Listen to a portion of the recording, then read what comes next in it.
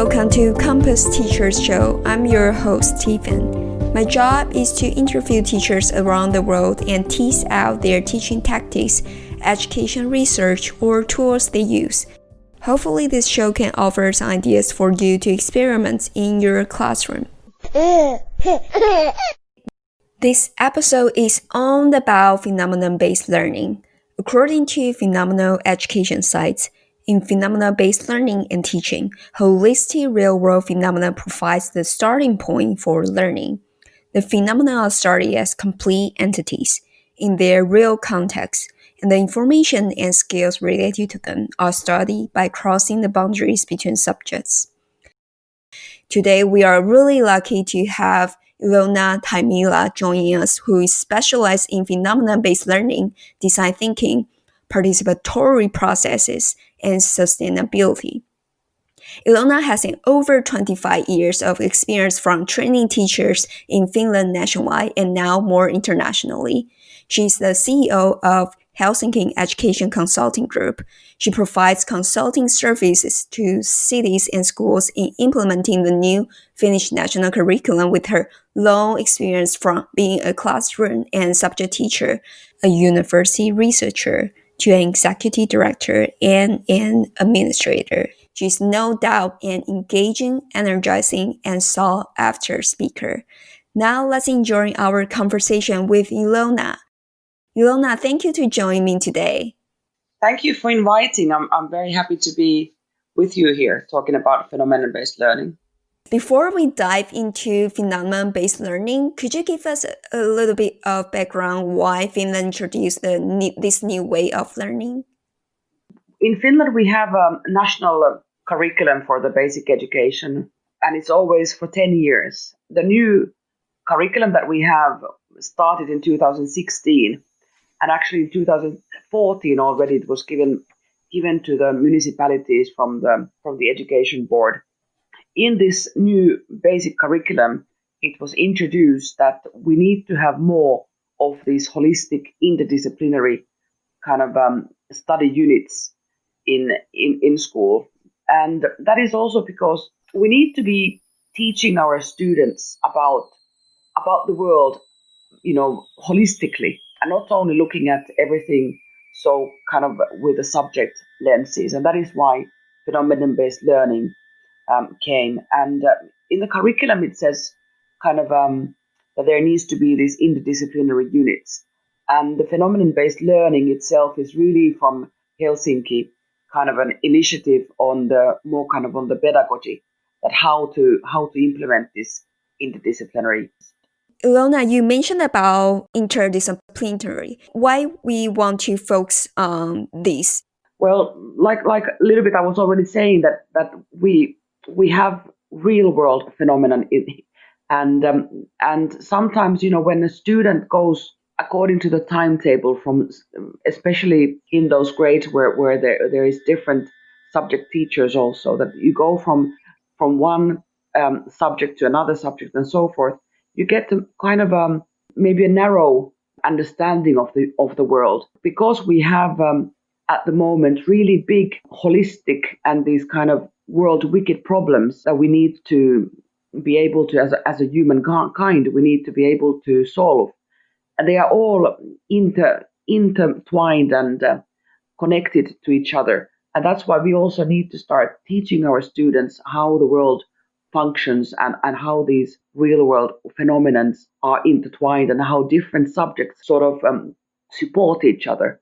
And especially in Finland, we have very much autonomy for the teachers at schools, that they are able to sort of plan their own lessons.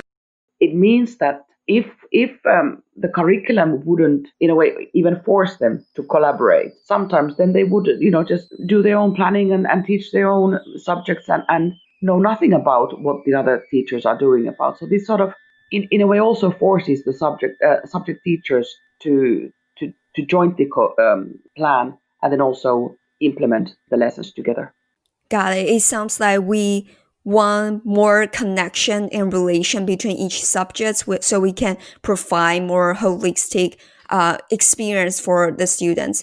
So how do you define phenomenon-based learning personally, what are the key ingredients there? The key ingredients is really this interdisciplinary. So sometimes, I've been said that phenomenon-based learning is like project-based learning or problem-based learning or inquiry-based learning. I have been an IB teacher previously, and IB, the International Baccalaureate Organization, which is world known almost in every country, there's an IB schools. And IB is inquiry based. So that is something that, the students have to inquire into the different kind of maybe phenomena and so forth. But these are done usually also by subject teachers on their own. Only recently, IB has also started to say that there has to be these transdisciplinary units. Project-based learning, then it can also be done only by one subject teacher on their own, and even problem-based. So phenomenon-based learning is really different from these, that it always requires interdisciplinary planning and execution. So that's like, I think, number one kind of key ingredient that is different from other. And then also in a way that the phenomenon-based learning, how we have now been starting to implement it in some of the schools, is that even the grade levels can be mixed up so that the students can be of different ages in the same study group, and they also work together, so that it doesn't have to be only like for one grade. And that is because also, if you think about it, when the students come into to study a phenomena, they might have different kind of earlier understandings of what it is. And basically, the phenomenon-based learning starts from the student's own question, that what do I already know about it? And that is why, there can be different age group students, because some students might have other things that they know, and some other things, so that they can be also experts by themselves. And then they start going into the inquiry in the way as well, that what do I want to know about it? Phenomenon-based learning, it's really more about the process and not really about the product, so that the teacher and the students don't really know what comes out of it after, because there needs to be the flexibility and openness of curiosity and creativity during the process, that what comes out of it. And then, they have learned really these kind of transversal skills, that what we talk about, that what are the future skills that the student need to learn.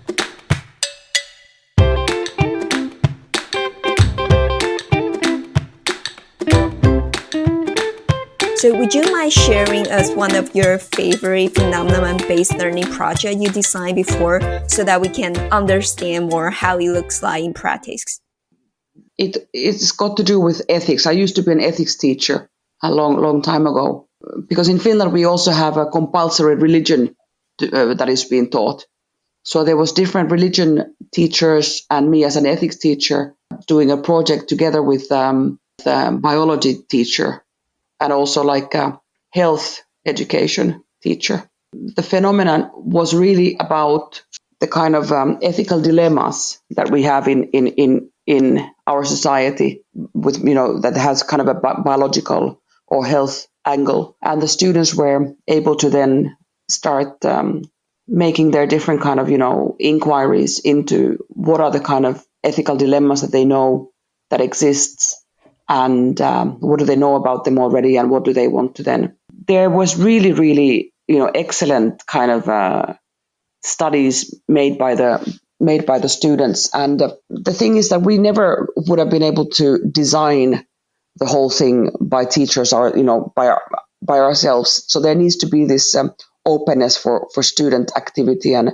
creativity, and some of the students were more interested, for example, about genetically modified foods, or some of the students were more interested in designer babies, that the babies kind of DNA and everything is designed. And so these are the kind of things that I think give much more to the students once they start learning about the process and how than if somebody would be just telling them about it, or if they were just reading about it in a textbook.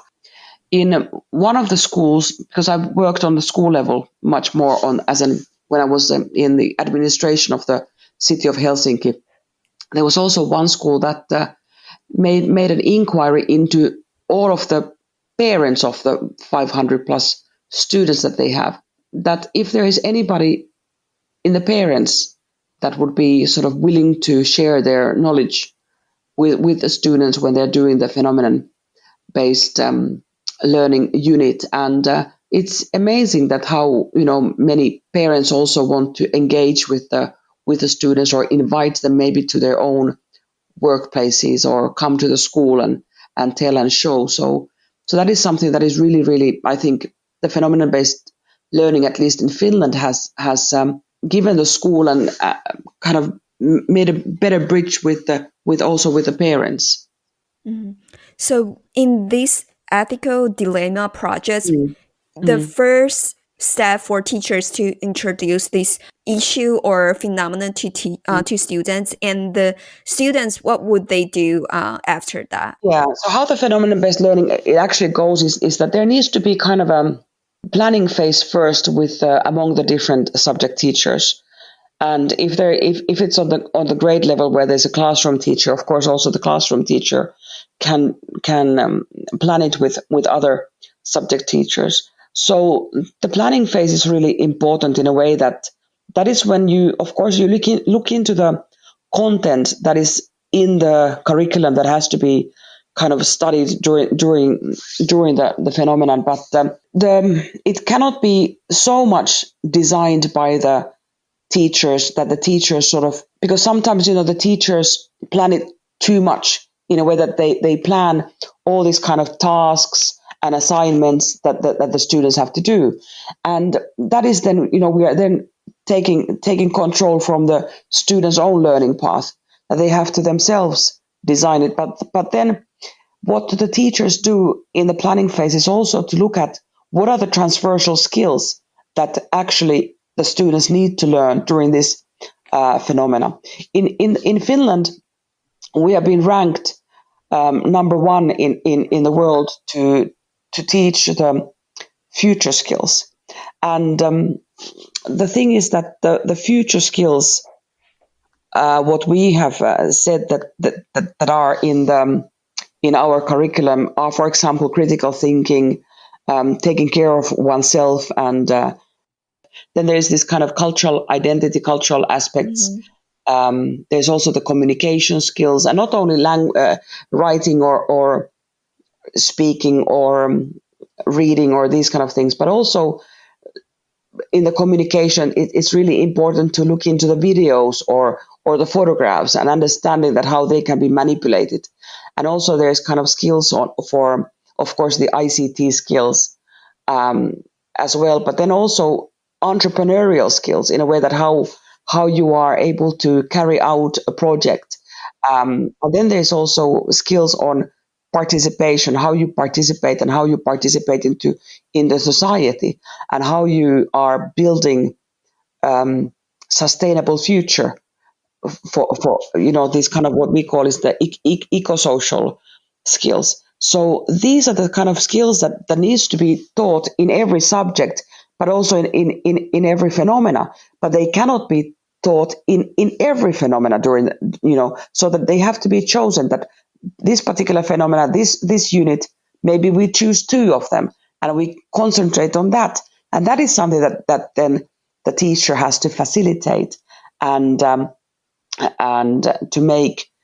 tell the students that when you are doing your own inquiry and you are going to present or you're going to do some kind of a product afterwards, that these are the kind of skills that you will be maybe also assessed, because the assessment then is also that is continuous, it's formative assessment, what we talk about. So there can be a pre-assessment. What do you know already about the phenomena? What are the kind of skills that you already have? And then what are the skills and the content that you are learning during the whole, the unit? Let's say the unit is maybe about 7 or 8 weeks. So this is the planning phase. But then comes kind of a tuning in, that you tune in to the phenomena, or you, how would I say, kind of motivate the teacher, the students into it. And that can be, you visit museums, or you read a book, or you watch a video, or you already in that one, you can already engage with an expert from outside. So it can be very, very many different ways of how to motivate the students into, well, let's look into this phenomena. What is it all about? And after that, then the students sort of come into this conceptualization, that they have to think about it. What do I already know? They might do a mind map, for example, and that can be a kind of a pre-assessment of it, or discussions or whatever, or even a quiz if you want to give even a test. So that the test, usually we give it as a summative test, but there can be a test already straight away. So what do you already know? And then after that, they can make the questions, what do I want to know? And you can make the students into groups of that kind of groups who have similar interests. And then they go into the inquiry. And then they, kind of ask other experts again about it, or make interviews, or research, or visits to different places and so forth. What is required in order to get more information about the phenomena. And during all this time, there needs to be a lot of talking, discussion, formative assessment. The teachers are like facilitators. And then at the end, sometimes we have no idea like what comes out. There can be products, there can be presentations, there can be even a play, or a debate, or whatever. I remember when I was a teacher also, sometimes my students, some of them did even a Minecraft kind of a game, or some of them they did an animation. So there can be a lot of different things that they can teach each other even, and then at the end, sometimes a lot of them schools also in Finland nowadays have, for example, open houses or exhibitions or events where they then invite the parents or the even wider society to come and see what the students have been learning. Let me review the process a little bit. So the planning phases would be first narrow down the future skills you want to targeting in phenomenon-based learning, and also the relevant topic, right? Yeah. And then after that, it would be planning the formative assessment along the way for different skills that align with the issue we are embedding in the phenomenon-based learning. So I'm curious, the first step, like narrowing down the skill with different subject teachers. How do you have any tips and tools or advice that you would give for people who collaborate between different subject teachers and trying to narrow down the things they want to targeting at? The thing is, what I have been doing, because I've been teaching a lot of like on the school level, the teachers and so forth, is that of course every school has their own kind of how they organize the whole school, the timetable, the who teaches what and so forth. But the thing is that what usually I have been doing with them is really what I call like mining the curriculum and mining the timetables and so forth, so that it is a really big process to look at it first on a big picture. That when we start in Finland, we start the school. Actually, tomorrow is the day in August, and then we start in August, and then we go up to June, beginning of June. So you need to look at the whole year, okay? And then during the whole year, how many different kind of phenomena do we have? In some schools, they have maybe 2. In some schools, 3. I know a school that has 4 or 6 during the whole year. So then you need to, per student, if you look at it on a student level. And then you need to look at what are the kind of skills and content that they need to learn during that particular year. And then you divide those. You look into the curriculum. What are the kind of subjects that go together? What are the kind of thematic phenomena that come from different subjects together? And then they are making those plans for the year. And then it's easier to look into the whole, like one unit only. You look at, okay, because these are the subject teachers that I'm collaborating in this unit. Maybe in the next unit is different.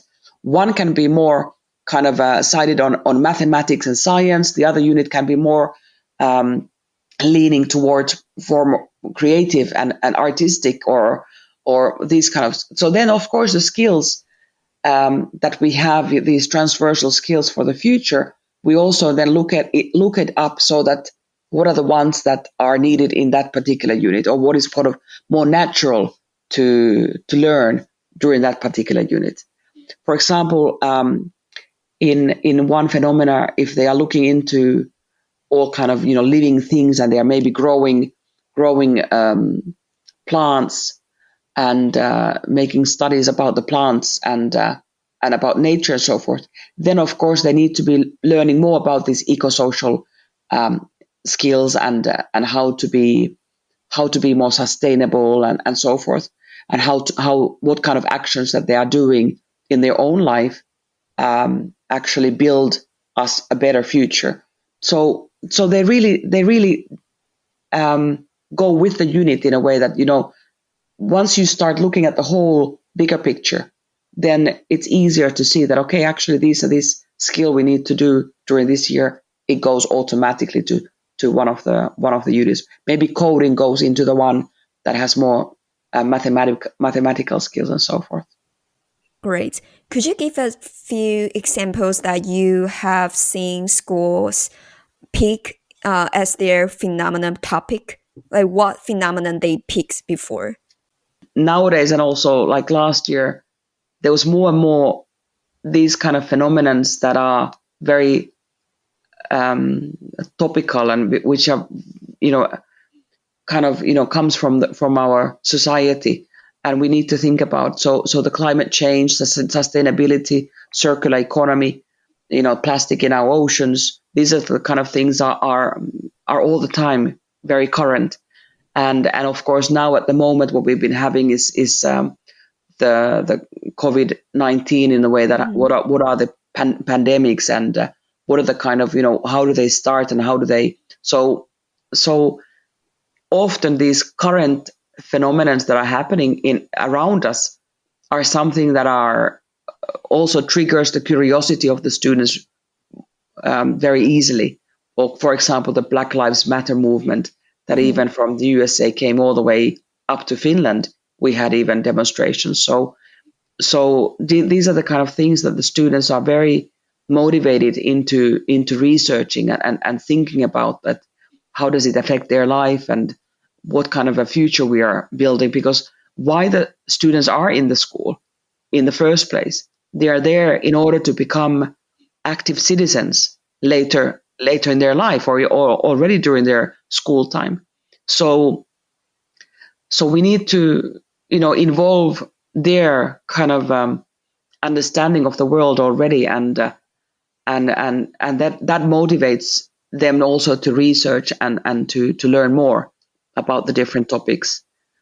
Also, the Sustainable Development Goals that the United Nations have set up for 2030, the SDGs, like we talk about them, the Agenda 2030. It's something that has a lot of different kind of things that can be implemented in different phenomena, and that is something that some of our schools have taken also. Like last year, I remember that some schools only looked into those and were looking at and asking also their students about the phenomena.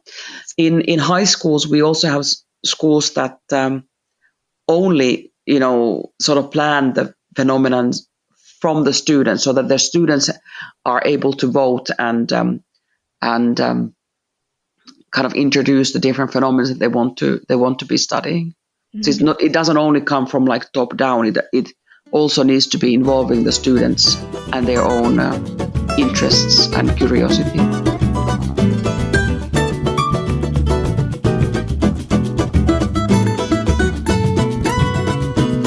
Got it. I think that's a really great point in phenomenon-based learning. The phenomenon is really current, so students will feel more relevant and engaging in these projects.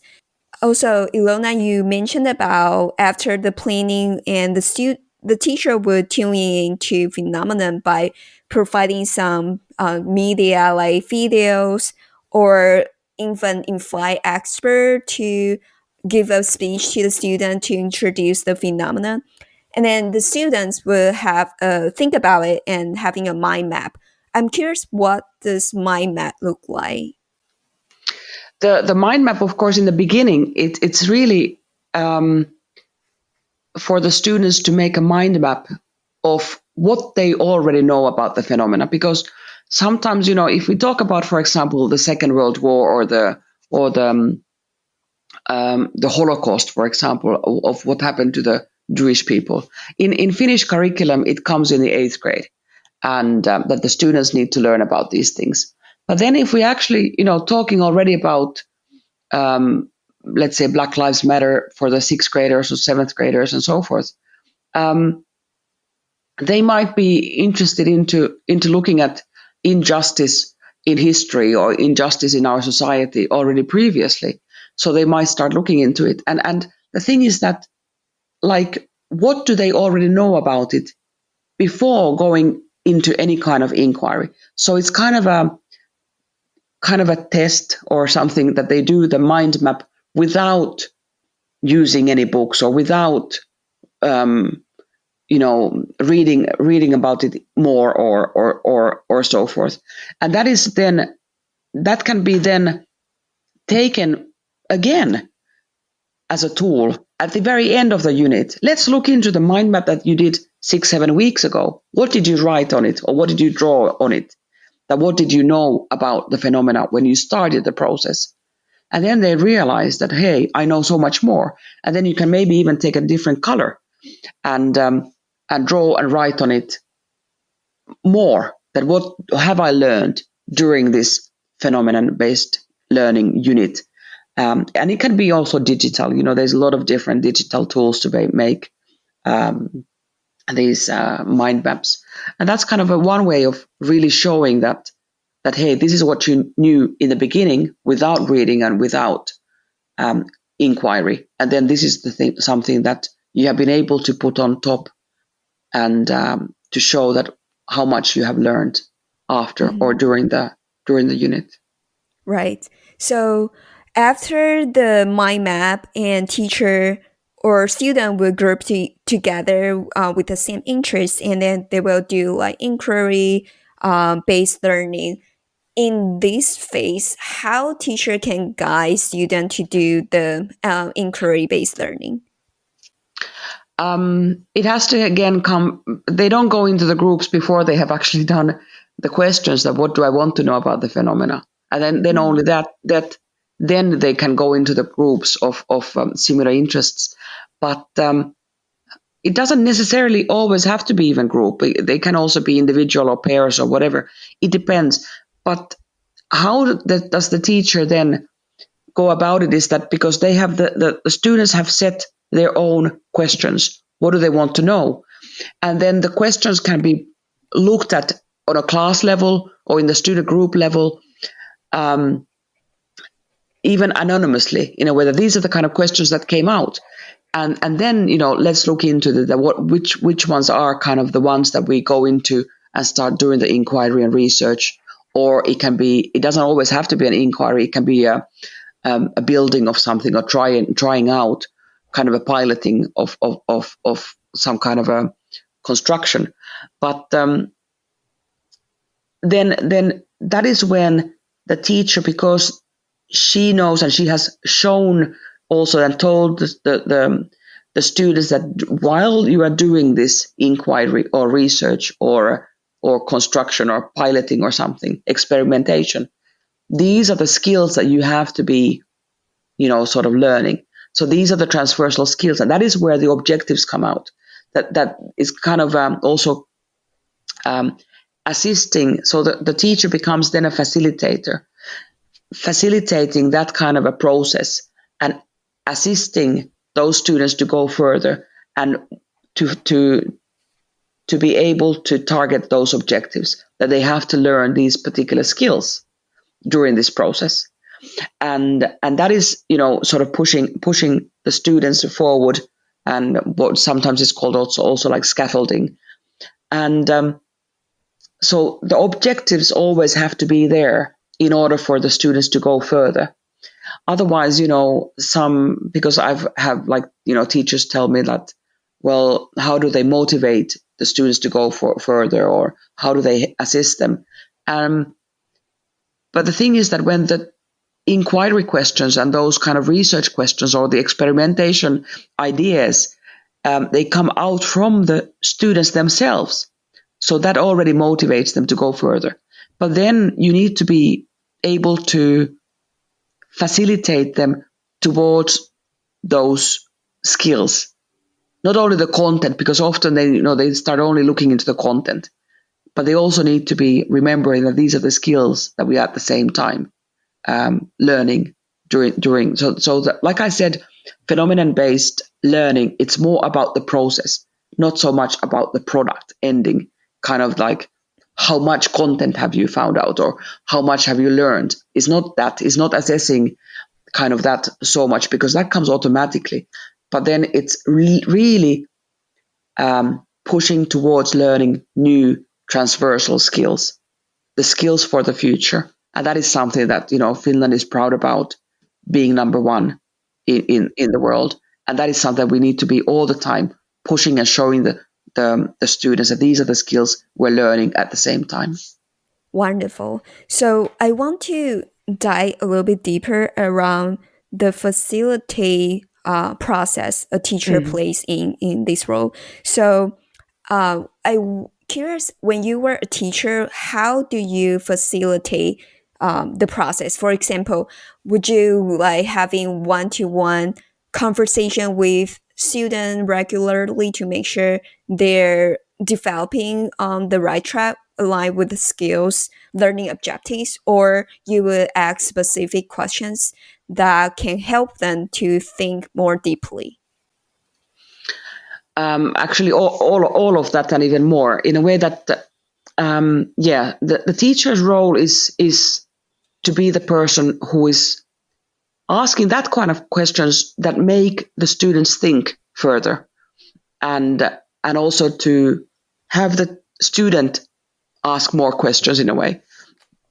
Too often in a classroom, the teacher asks questions, or the exercise book asks the questions for content knowledge, in a way that the students need to answer, what is the kind of the subject content, what is the knowledge, or so forth. But this is not the case in phenomenon-based learning. The thing is that you need to be making them think critically, and to understand where to find more knowledge.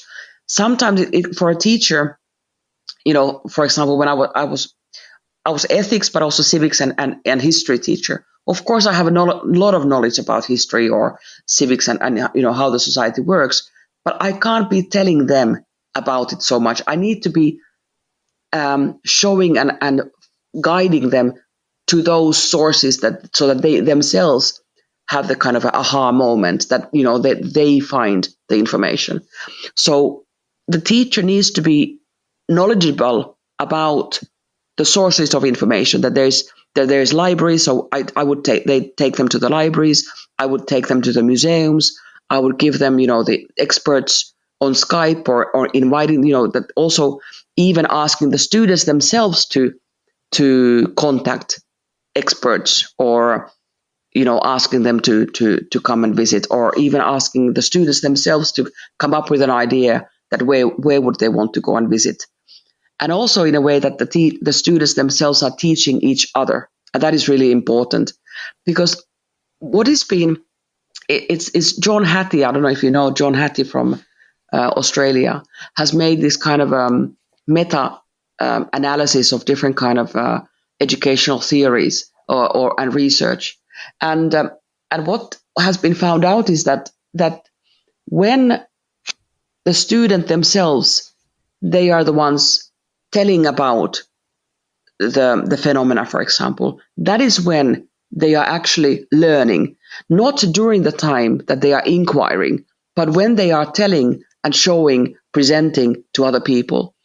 And that is why I often, at the very end of the phenomenon-based learning unit, sort of even more step out and step on the side, giving them the space to teach each other and to show.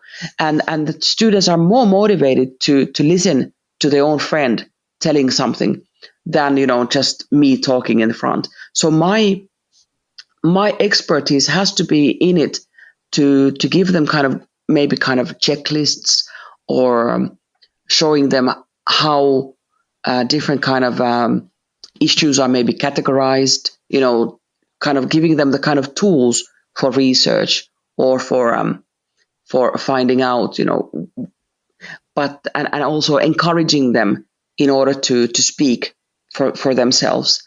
And that's something that then you can see that they grow, because they become more autonomous as well as learners. So they're learning. What has been found out but we have some PhD studies being made, and that the students actually learn to learn, and that is something that it will carry with them for the rest of their lives. That they learn to learn how learning happens. Right. I'm a big fan of learn how to learn. Yeah. All right. So for a teacher who wants to try out phenomenon-based learning, what is one piece of advice you would give? Yeah, because I think this is it's a big pedagogical DNA. I think that has to kind of little bit change in some more traditional teachers, that they have to step aside. They have to step, but not totally. Because sometimes the teachers have been telling me that, oh, so I'm not needed anymore. No, you are needed, but you need to be able to create space for curiosity and creativity. And the most important is that if you are able to have the students ask those two questions, what do I know already about it? And then somehow show it what they know. And then the second question, what do I want to know about it? So when they make that question, what do I want to know about it? And then, sometimes the students have been asking, so can I ask any question? Is that they are baffled. So sometimes we don't provide this space for the students enough. We need to provide them space for curiosity. And what do I want to know about it? And these are the most, if a teacher is able to do this, then it will carry on, because then you won't be able to in a way stop it anymore. You won't be able to say that no, you're not allowed to go and research or anymore, because then the children will, because the children are curious. When they come, if you think about a very young child, 3 years old or 4 years old or 5, they are all about questions. They're only about questions like, how does that work, and what is this like, and why does that person do this, or they're all about questions. And then suddenly, when they come to school, do we kill that curiosity? And that is something that we can't kill. We cannot kill the curiosity in the child. And the child and the students need to be curious about the world. How does it function?